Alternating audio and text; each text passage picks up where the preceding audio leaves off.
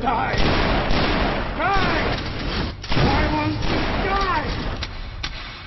Why won't you die? Beneath this mask, there is more than flesh.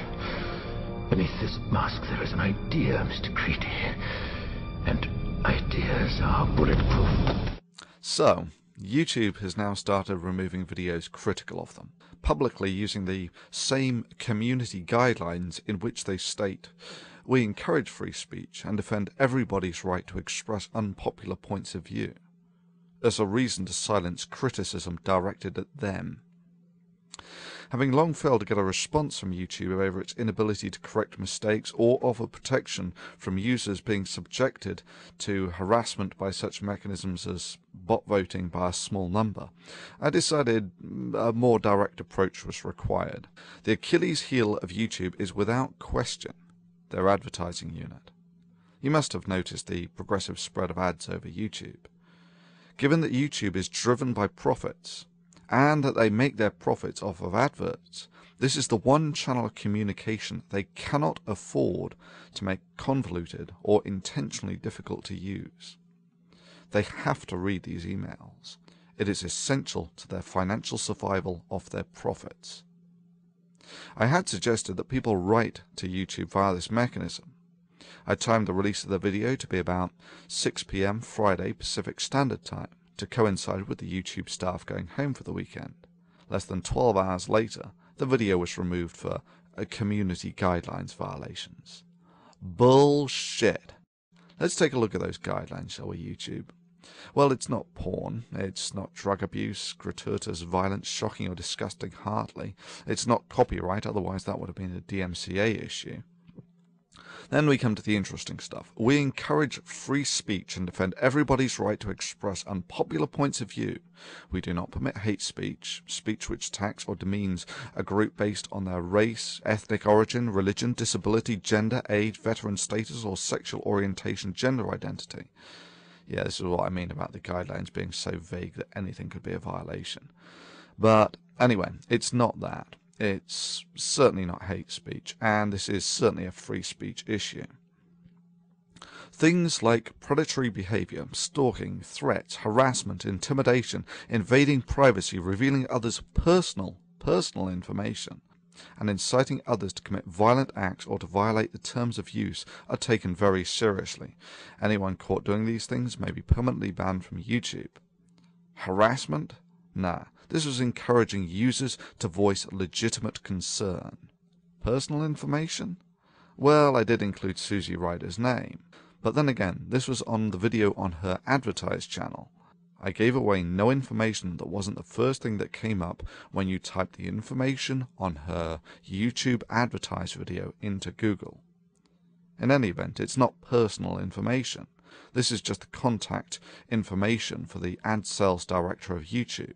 This would be like claiming that asking someone to write to President Hussein at the White House is giving away their personal information. Okay, next. Everybody hates spam. Don't create misleading descriptions, tags, titles, or thumbnails in order to increase your views. Well, right, well, it's none of those. It is not okay to post large amounts of untargeted, unwanted, or repetitive content, including comments and private messages. No, no, and no. I did none of these. I did not post large amounts of unwanted or repetitive content, nor is this spam. This was the YouTube community expressing its opinion to YouTube. And yeah, for even suggesting that people commit the crime of letting YouTube know the areas of weakness in their system, they took my video down for violation of community guidelines. I call bullshit on that.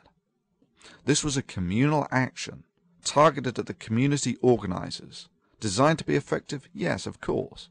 And the fact that YouTube threw their toys out of the pram less than 12 hours after the video was put up shows that it was. Legal? Absolutely. Within the community guidelines? Sure. No. This action would be more akin to a group writing letters to a government about the concerns they have. YouTube's response was the metaphorical equivalent of removing that person's freedom of speech for even suggesting the crime as vile as writing to the government about perceived weaknesses. The hypocrisy is further highlighted in that YouTube had no problems whatsoever when it was being used to organize protests against other organizations.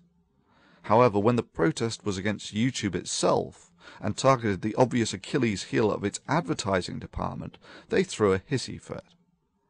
So much for all those pious words about we encourage free speech and defend everybody's right to express unpopular points of view. Sure, when I did this I knew it was a calculated risk. I just figured that YouTube regarded its corporate image more highly than to burst into tears and throw its toys out of the pram at the first sign of someone organizing a protest against them. Evidently I made a mistake. So what have we learnt from this? Well, firstly, YouTube has shown us that they get real pissy when you write to its advertised channel. The one channel of communication, it needs to be clear and easy to use. Secondly, YouTube's guidelines regarding encouraging free speech and defending everybody's right to express unpopular points of view does not extend as far as videos critical of YouTube or suggesting protests against it.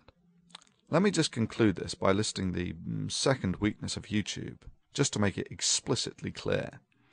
If you are one of the relatively few who has a big channel, then YouTube has you by the balls. You put a lot of work into it, and YouTube can shut you down at the flick of a switch.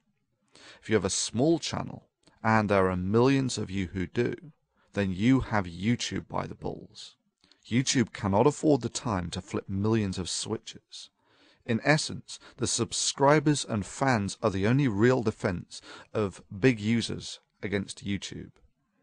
In this sense, I thank all those who mirrored the original video. A very good strategy.